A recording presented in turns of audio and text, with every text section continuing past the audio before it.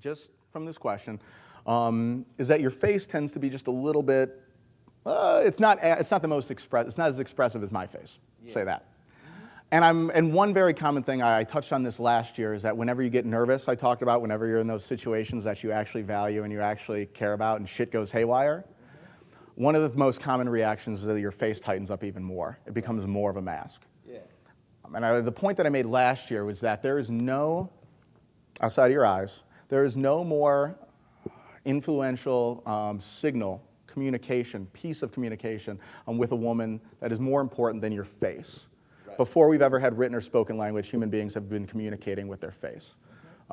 We can display the almost infinite range of human emotion on our face. And therefore, if you're not communicating, if you're tense and if you're tight, and if you already have a predisposition not to have a lot of emotion, and you're in a situation that causes you to tense up even more, remember when I said trying to overdo it in the opposite direction in order to hit a happy medium and start hitting a place, right?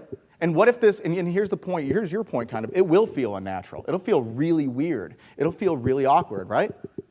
It won't feel as almost natural for me as maybe would be, right? It would feel less good for you. Is that what you're saying?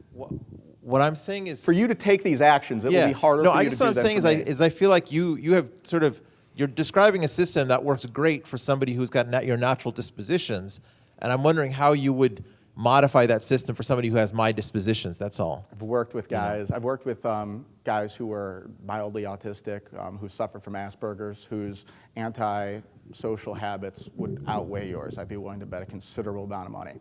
This stuff's universal. This stuff isn't about introverts, extroverts. This stuff's about human communication.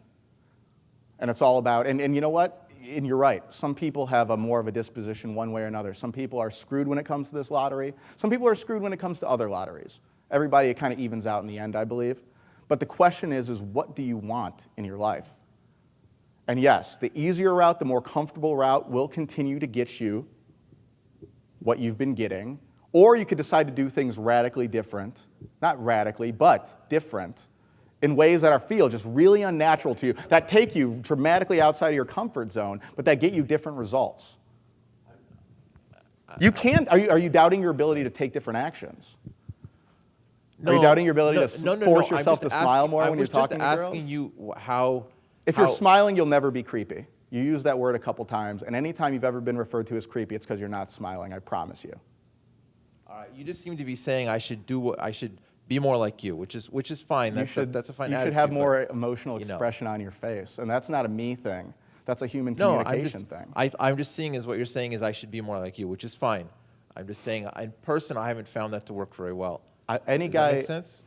My expression on my face is going to look different than every other human expression on every other face, but it's their own individual fingerprint. It's their own expression. When they are actually communicating using their emotions, it's not going to be my emotions. Every single person, when they're dropping hooks or they're just expressing in the interaction, it's going to look drastically different. It's going to be an expression of their personality. When you're on fire, because you raised your hand when I asked you on fire, and you're social and people are laughing and you're in a great mood, one, I'm willing to bet you've got a big smile on your face. And two, it doesn't look anything like me when I'm smiling and I'm in a great mood. It looks like you.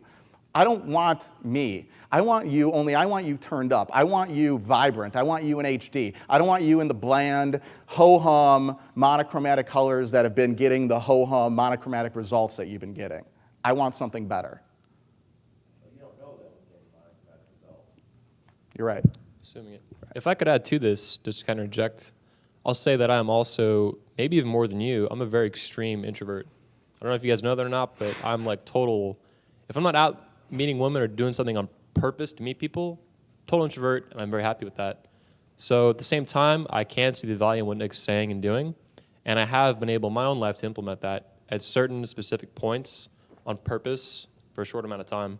Rest of the time, and I think any of the speakers or long-time attendees will tell you this, I'm total blank face, psych, cracks jokes all the time on it.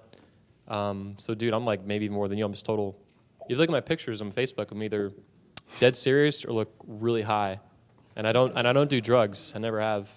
So yeah, at some points I'm able to do that stuff, but throughout the rest of my life I'm not even. So I think we're actually in the same boat on that. I just want to make that clear. We also got to wrap up. So both of you guys, yeah, thanks for the questions. Cheers. I think Nick appreciates them too. Definitely, man. Seriously. Tough questions are the best answer. Yeah, really great questions. Thank you, guys.